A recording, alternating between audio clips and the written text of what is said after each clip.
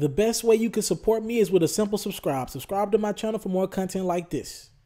Breaking news, Mr. TALIAFERRO TV, you know I got it first.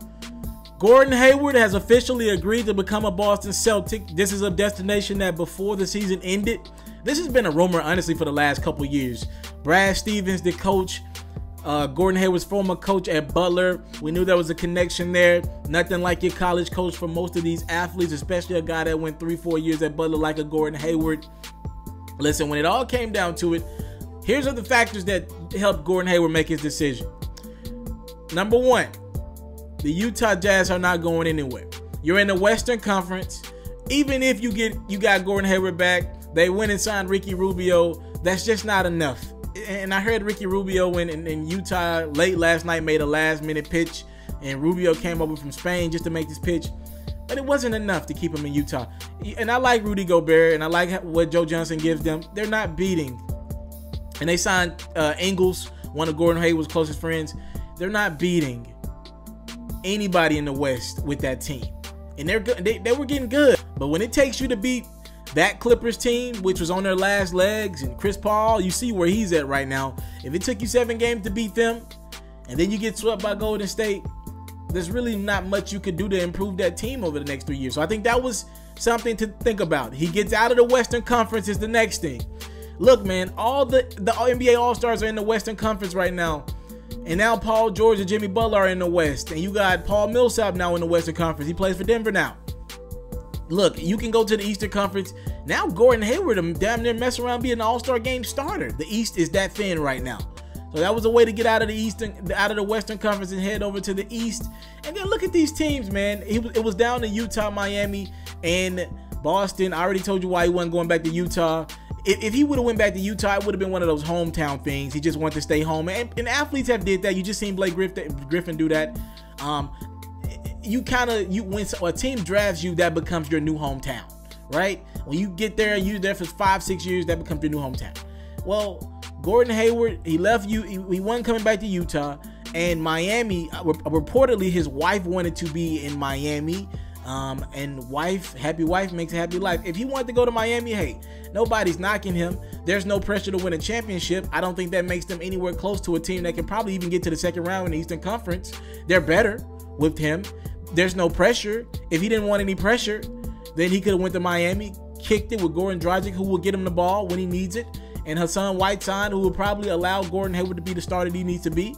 But I don't think Gordon Hayward could be the number 1 or number 2 guy on your team. Now we talk about Boston.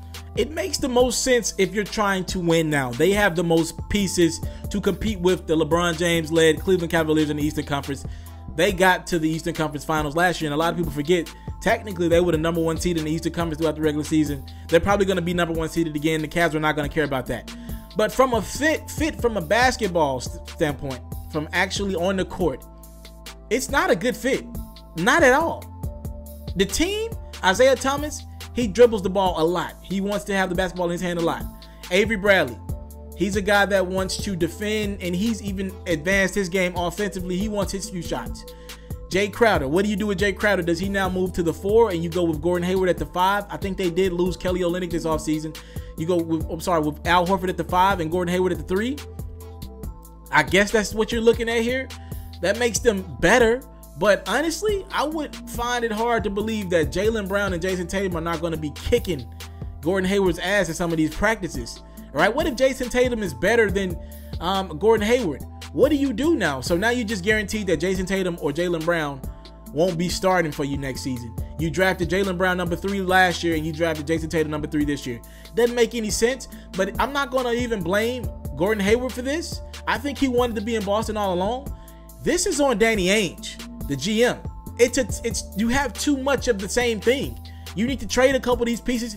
You missed out on a Jimmy Butler. Now if you trade a Jay Crowder and maybe a Marcus Smart or a Jaylen Brown, and you go get a Jimmy Butler at the 4 or a Paul George at the 4, which they had better offers on the table to me for these guys. Now we're talking. Now we're talking about a team that I'll let Jason Tatum be the first guy off the bench. I'm fine with that, and what he's going to be making on a rookie contract for a few years. I'm fine with that. But this team currently constructed doesn't make a lot of sense, but it's not Gordon Hayward's fault. He's putting himself in the best position to win, And I get it. Brad Stevens, your coach, he must have told you something that you like. He must have explained how this thing is going to work. Look, Gordon Hayward he's been in the weight room. Salute to him. Put on some muscle. He can defend a little bit. He can score the basketball. Has a great basketball IQ. It's a decent fit at best. Again, on the basketball court, it's not a good fit.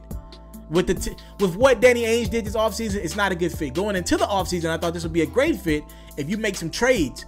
But because Danny Ainge didn't do that, it's just not a great fit. But they had the cap room. A lot of their guys are on rookie deals. A lot of their guys are on underpaid deals. I think Isaiah's making $5 million. Avery Bradley's making $9 million. They're going to make more money next offseason. And now you're going to be contractually bonded to Gordon Hayward for 4 years. Al Horford for 3 more years. If they don't make a move at the trade deadline or whenever, they're going to really mess some things up going forward for them. You got Isaiah Thomas and Avery Bradley are going to get paid max dollar this offseason, next offseason, both of them, period. And you got Gordon Hayward and Al Horford making max money. You're going to be bonded. You're going to be bonded. So it's a risk for Gordon Hayward, but he'll get his paper either way. He plays on a contender. I understand why he did it. I'm more upset at Danny Ainge today for not pulling the trigger on Paul George and Jimmy Butler. Right? Gordon Hayward has officially signed with the Boston Celtics. He's given them a verbal agreement. Talk to me in the comment box below how you think this fits. Thank you so much for the time, love, support. Don't take it for granted. Salute. I'm out. If you're looking to book me for an interview video or by phone, if you're looking to have your music or your skill featured on my daily podcast, if you're looking to book me for a speaking engagement to help motivate some kids, if you're looking to have me rock some of your clothing to help promote your brand, make sure you hit me up at booking@itsmrtaliaferro.com. Again, that's booking@itsmrtaliaferro.com.